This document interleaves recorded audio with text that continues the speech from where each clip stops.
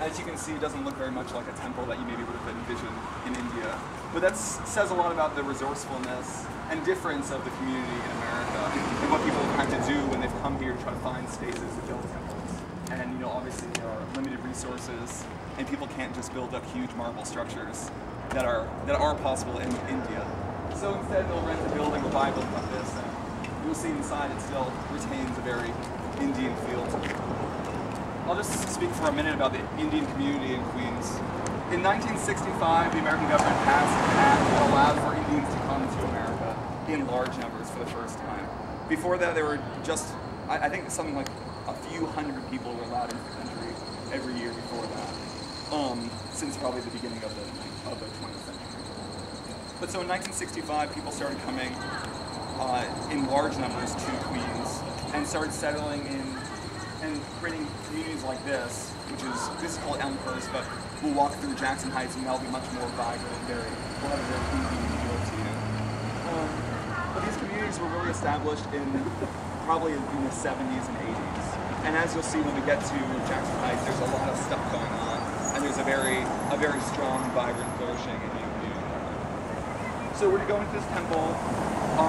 The first thing to do is take off your shoes, walk in on the left-hand side, take off your shoes, and then we're going to go in, and we can look around and just enjoy. And I told the people here that we'll be here and that hopefully we can sit down and talk for a little bit, but I have no idea what's going to happen, so I'll just leave it to that.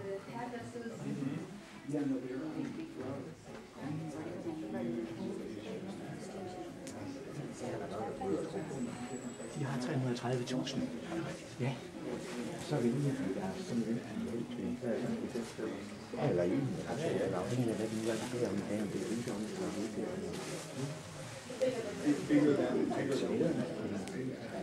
थोड़ा शंख में जल हो हाँ जो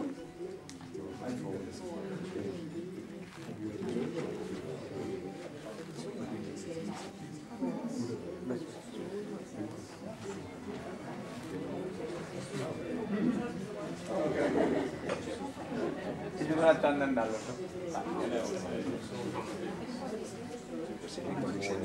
Der sket en vis tilpasning til Amerika. The Great Back.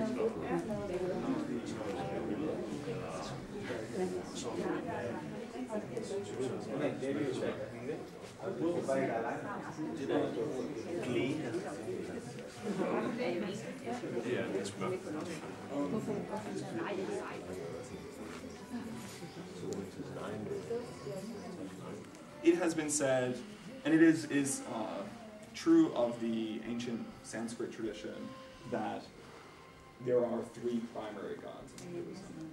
They're Brahma, Vishnu, and Shiva. The idea being that one is the creator, one is the preserver, and one is the destroyer. And actually, interestingly enough, in contemporary India, people will talk about God and say, what is God? And they'll say it's generator, operator, destroyer. And so it's kind of the retranslation of now obviously a Christian, Jewish term, a Judeo-Christian term, back into Hinduism and created for tourists, basically. But anyway, the fact of the matter is that the creator god Brahma is not worshipped anywhere except for this one temple in India, and I actually study that temple. That's what I devote my life to, studying why no one talks about this god. But Vishnu and Shiva are very, very popular gods, and they're worshipped by people throughout India and throughout America.